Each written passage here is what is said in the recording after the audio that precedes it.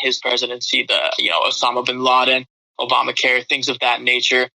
You look at Nixon and the scandal, Watergate and such. You look at JFK and the things he was trying to accomplish before he was assassinated.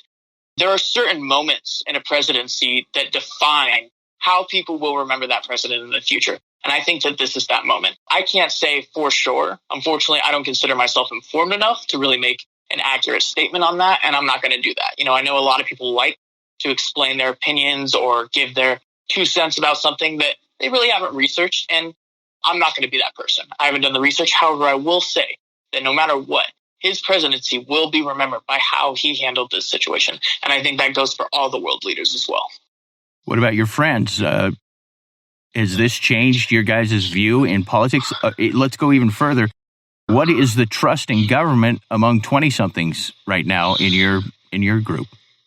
Well, it's a spread. I'll say that. There's definitely a spectrum. Being from Colorado specifically, a lot of my friends and myself included tend to lean towards a more liberal mindset.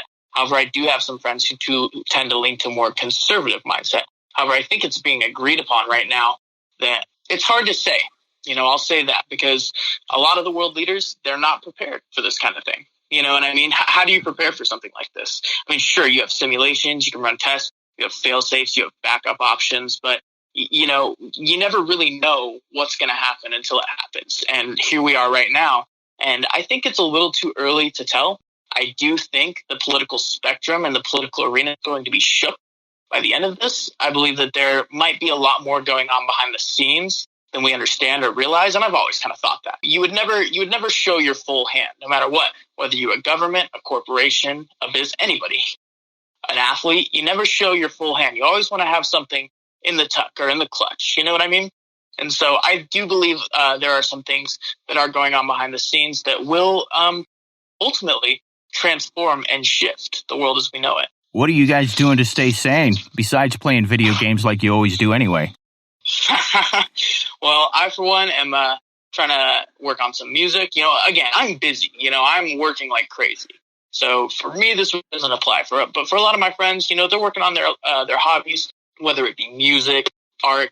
One thing that I didn't even consider is I have some friends who have been in some bad spots, and their parents have been in some bad spots and are recovering from either drug addiction or alcoholism. And, these are very trying times for those people. And we need to think about those people as well, because, when you're locked up in the house going stir crazy, that's one of the greatest ways that somebody in that type of situation could relapse or hurt themselves, or anybody, who deals with anxiety or depression or self-harm.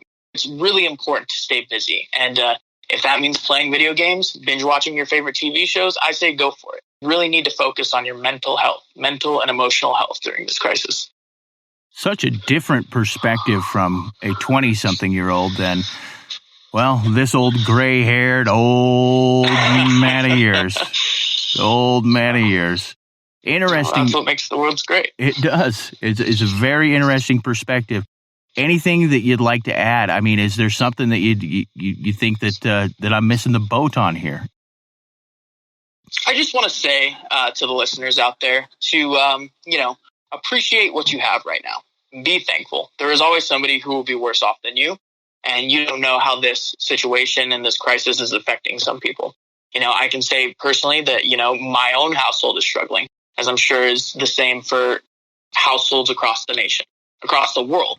But what I can say is be appreciative. If you have a roof over your head, be appreciative of that. Food in the fridge, be appreciative of that. There are some people who were struggling before, and now the journey that it will take for them to get out of whatever hole they're in may seem impossible. So count your blessings. Thank your partner. Thank yourselves. Don't be so hard on yourself. Understand that we're all going to get through this. And I just want to say, be safe, everybody. Practice good hygiene, and yeah, hopefully, I'll hear from all of you, and hopefully, sometime in the future, you'll hear from me more. That's a pretty optimistic view. You really think we will come out on the other end of this bigger, better, stronger? I think that humanity has taken hundreds and hundreds of thousands of years to evolve. I don't think we've evolved this far to do so many great things, atrocities as well.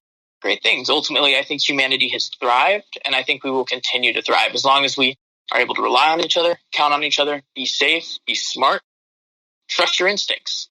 It's a big deal. I don't know who taught me that, but trust your instincts. Man, I try to throw this kid curveballs, but I forget that he swings the bat both left and right. Killian, Yes, thank you so much. Hey, I love you, and do not go hug Grandma, okay?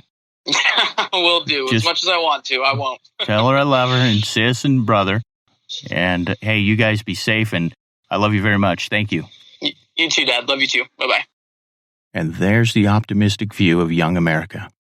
Maybe not all of young America, but the young America whom to me is the entire world. This is Chat on Demand, keeping it real.